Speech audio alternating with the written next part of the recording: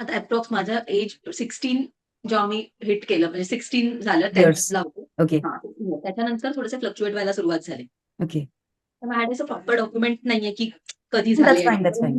खूपच नंतर मग मी खूपच निग्लेक्टच करायला लागले की ज्या वेळेला येत होते त्यावेळेला इतके हेवी होते ना की मग मला असं व्हायचं की अरे यार असं होऊन जात होतं. Most like often, you started losing your periods when you got your marriage done. Your marriage was done, and then you started losing your periods. मग त्याच्यानंतर तेच होतं की लाईक तुम्ही जर मेडिसिन घेताय तुम्हाला डेट येत आहे, Hmm. अदरवाईज डेट येत नाहीये. मग होमिओ असो, ॲलो असो किंवा जे पण आहे, विदाऊट मेडिसिन डेट नव्हते येत. Still, it's been like how many years to your marriage now? 7.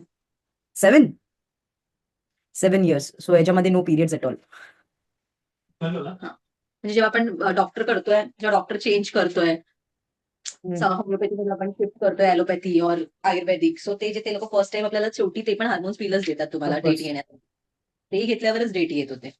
What did that doctor normal say, Rima, to you when they saw that it is completely irregular? What did they say? How to get pregnant then? They like सगळे doctors guinea पिगच बनवतात तुम्हाला. ह्या महिन्यात हे घेऊन बघ, झालं तर ठीक, नाही झालं नेक्स्ट मंथ मध्ये हे घेऊन बघ, की एक तर त्यातून सफल बेबीचं होत नाहीये, तुझे डेट रेग्युलर होत नाहीये आणि प्लस हे अनवॉन्टेड पिल्स जात आहेत, जे की नको आहेत. नॉर्मल झोपली. म्हटलं आता ह्याला मी सांगितलेला 2 दिवस म्हणजे तेव्हापासून की बा एवढं असतं फर्स्ट, सेकंड एवढंच असतं. मग एवढंच दिसणार आहे तुला. शेंगदाणा एवढा, अशी शेंगदाणा बोलली एवढं मला. एवढं एवढं दिसणार. हम्म. चौथं एवढं दिसणार. हम्म. आणि जसं त्यांनी करायला घेतलं, लेग साईज, हार्टबीट माझं झालं, लेग कुठून आला? कुठून आला लेग?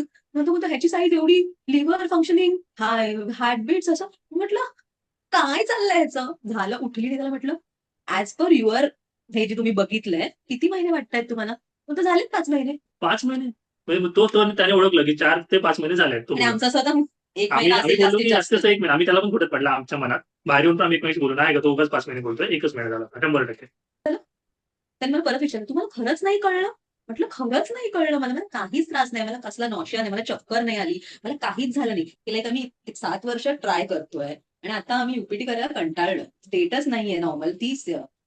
21 डेजच्या पिलवाल्या डेटवरती काय भरोसा ठेवणार आम्ही? जेव्हा आम्ही खूप ते हार्मोन्सचे इंजेक्शन घेऊन माझं हे वाढलं नव्हतं. फॉलिक्युलर स्टडी केली तेव्हा. 2-2 20-20 एमजीच्या मला त्यांनी इंजेक्शन्स दिले. तेव्हा ते वाढलं नव्हतं. तर आता तर काहीच घेत नाहीये. तर कसं होणार? म्हणून आम्ही ते बोलतात, "नाही, असं कसं? तुम्ही प्लॅनिंग करता, तुम्ही दर महिन्याला टेस्ट केली पाहिजे." दर महिना म्हटलं, "असं कोण दर महिन्याला टेस्ट करतं? दर महिन्याला तिथे निगेटिव्ह बघून कोणाला खुशी होते? नाही होत कोणाला खुशी." तर मी नाही बघितलं आणि म्हटलं सगळं आम्ही नॉर्मल. म्हटलं जरासं कधीतरी चक्कर आली असती, कधीतरी नॉशिया आला असता, कधीतरी उलटी झाली असती. असे सिम्प्टम्सच नव्हते की जे मला असं वाटेल की मी प्रेग्नंट आहे. To be very honest with you, तू अशी एक केस आहे जी मी घेतलीये, जिच्या प्रेग्नेंट होण्याचा आहे ना 1000 मधून 1% चान्स असतो. You know this. And I spoke to, मी तुला बोलली बघ, I'll speak to my coaches in foreign and then only I used to speak them. And they were like, in their phone, no, you can't do that. No, refund their money back. आणि ती एकच करायची. And I was like, होणार का नाही होणार?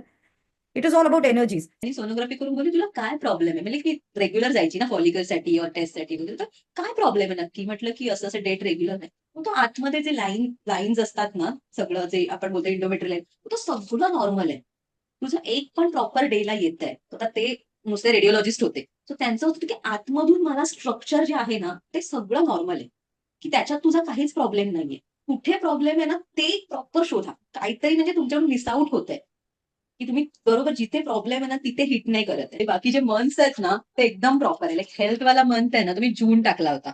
So बरोबर like जूनमध्ये जुलैमध्ये माझी प्रेग्नन्सी हिट झाली आणि आता ज्या मदरहूडवाला गोल आहे एप्रिल 1st वीकलाच प्रेग्नन्सी होईल. डिलिव्हरी होईल. Power of manifestation. अशा गोष्टी सापडल्या त्याच्यामध्ये की एखादा बिलीव्हच नाही करू शकणार की हिने त्या गोष्टी केल्या आहेत. म्हणजे इव्हन एक तर रांगोळी काढणं वगैरे, ते एकदम खाली बसून एकदम वाकडं तिकडं बघून रांगोळी काढणं. त्याच्यानंतर आम्ही इथे गेलो होतो, ते मध्येच्या बहिणीच्या लग्नाची पत्रिका द्यायला गेलो होतो. आम्ही तो कोकण ट्रिप केली कोकण ट्रिप पूर्ण. पूर्ण केली होती. ती पूर्ण रस्ते सगळे खराब, ती एवढी घाणेरडी गाडी चालवून, म्हणजे रस्तेच खराब होते. ते केलं होतं. वरून आम्ही बीचवर मी हिने मध्ये एक टाकलं होतं स्टेटस, त्यांनी बीचवर मला हिला इथून पोटापासून उचललेलं आणि गोल आणि गोल गोल फिरवलेलं. तेव्हा तिला 3 मंथ्स होते. आणि जेव्हा पोटापासून उचललं तेव्हा ती बोलली पण, अशी ओरडली पण, व्हिडिओत पण आलाय.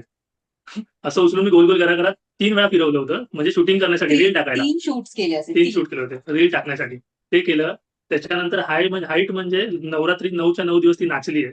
आणि नाचली म्हणजे अशी नाचली आहे ना, आणि शेवटच्या दिवशी पाऊस पडला, पूर्ण खाली चिखल आहे. तिचा पूर्ण ड्रेस लाल मातीने पूर्ण रंगलाय ड्रेस. त्या चिखलात ती नाचली आणि ते चिखल असा होता की खूप लोकं पडत होते नाचता-नाचता. त्या चिखलात ती नाचली तेव्हा किती 4-4.5 महिने. ती 4 साडेतीन चार 3.5 महिने त्या चिखलात ती नाचली. फक्त तुम्हाला व्हिडिओ ती पाठवेल, तुम्ही बोलून बघाल की 4.5 महिन्याची प्रेग्नंट बाई ह्या चिखलात नाचूच शकत. आणि ती नाचली पण अशी आहे ना, म्हणजे साधे स्टेप नाही, एकदम हाय लेवल गुजराती स्टेप मध्ये नाचली आहे.